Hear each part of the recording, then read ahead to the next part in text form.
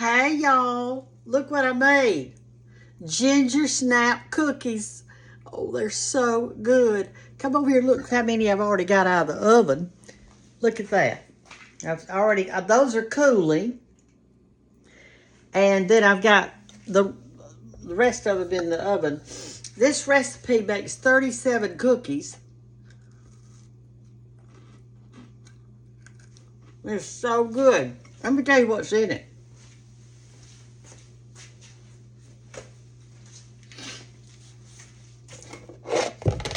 Let me peek at these to make sure I don't overcook them. No, they're fine. All right, so it's in your first cookbook. It's on page 139.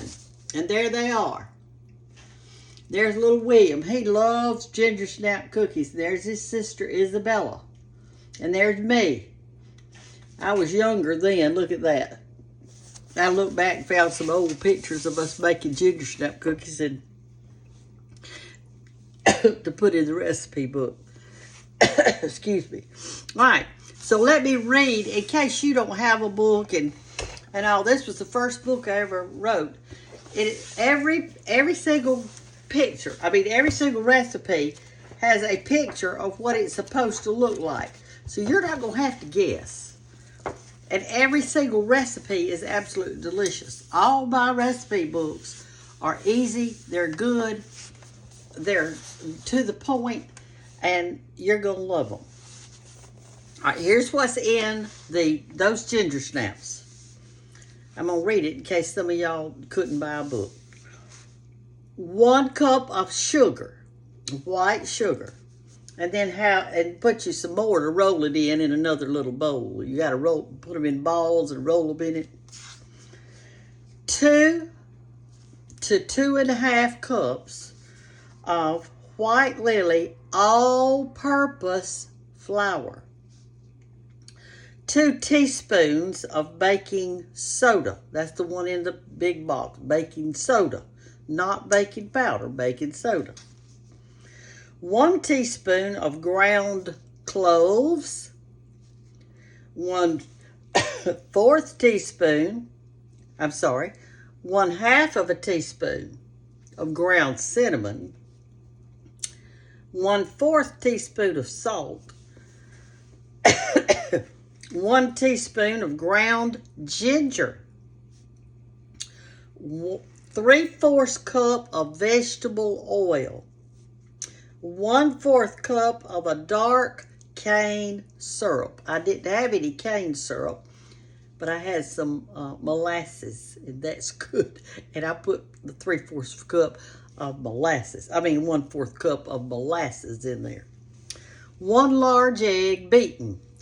Roll them into balls about as big as a hickory nut or a small walnut. And then have you a little extra sugar in a bowl and roll them in that sugar and put them on your cookie sheet, and then take a fork, press down that way, then turn your fork around and press down that way. Cook them on 350 degrees from 8 to 10 minutes. And you can see where I pressed down that way, and then I turned it around and pressed down that way. And it made it this way. And then you take a bite.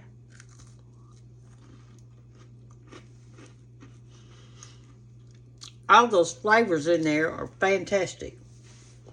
But this book is full. It's absolutely full of stuff. You're going to love it.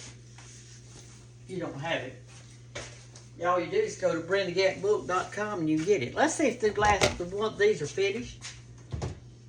Let me look. Leave them in 1 more minute. You're going to leave them in 1 more minute. These are the ones I've already got done right here. And so what we're going to do is I'm going to put them in this plastic thing right here. Once they cool, and I think they're pretty much cool. I'm just going to lay them in like that.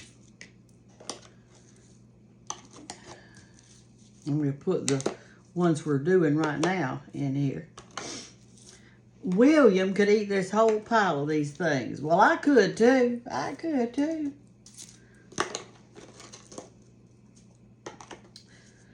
I don't like to cook at night, but I had to make these. I had to go ahead and get it done, so I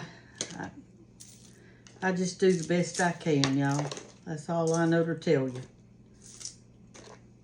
All right, look at that. You can keep them in a jar. I have some old jars around here that a lot of times I'll put a cookie in. You may have a pretty cookie jar. Okay, let's get these out.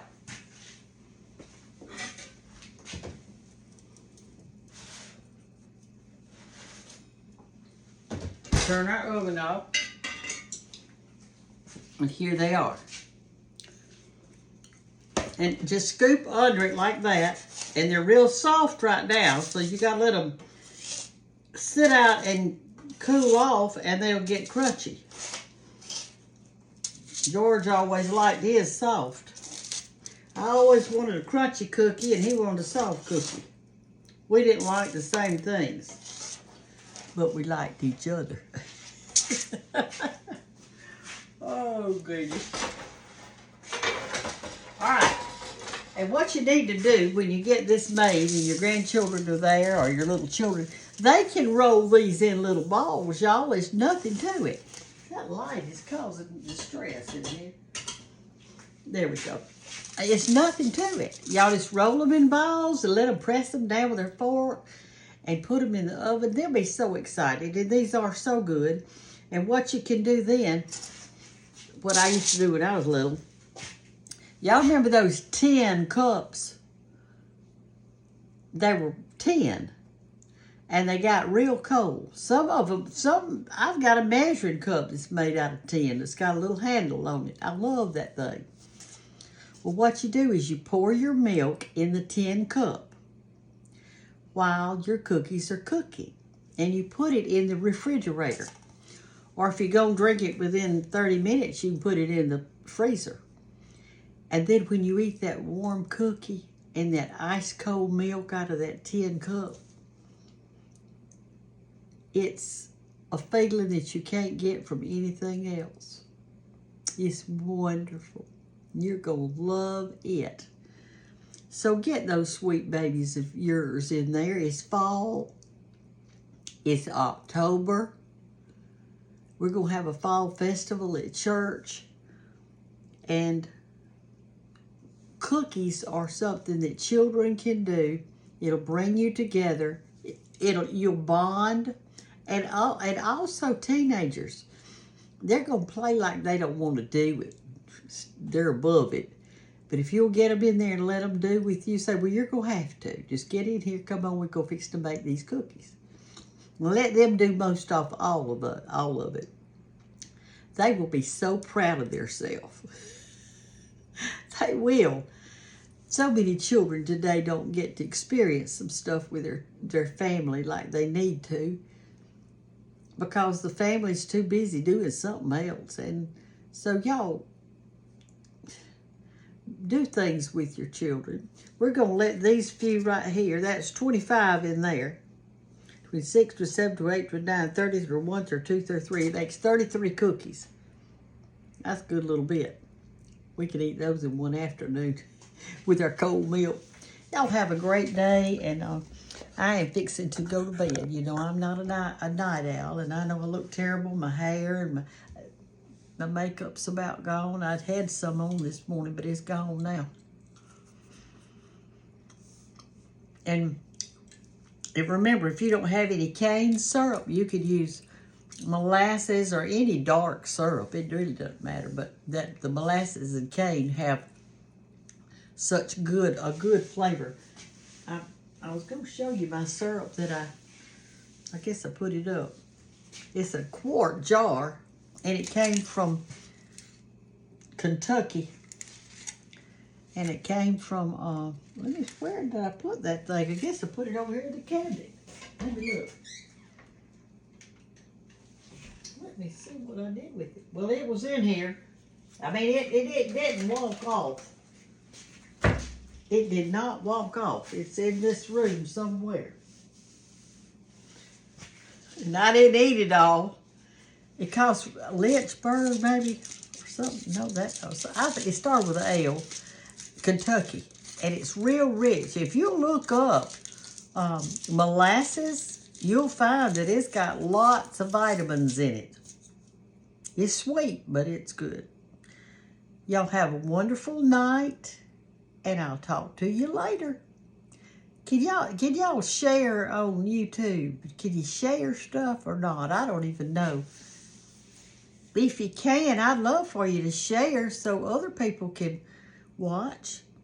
And if you don't have a cookbook, go to BrendaGantBook.com. You'll see all my 3 cookbooks. I did It's Gonna Be Good, y'all. Then I did Linger Around the Table, y'all. And the last one I did was Live Each Little Moment, y'all. Those titles meant something to me. And then I just finished a coffee table book. And it's called The Southern Mirror. You're going to love it. But anyway, good night. Hope the sheets feel good to your toes tonight. Bye-bye.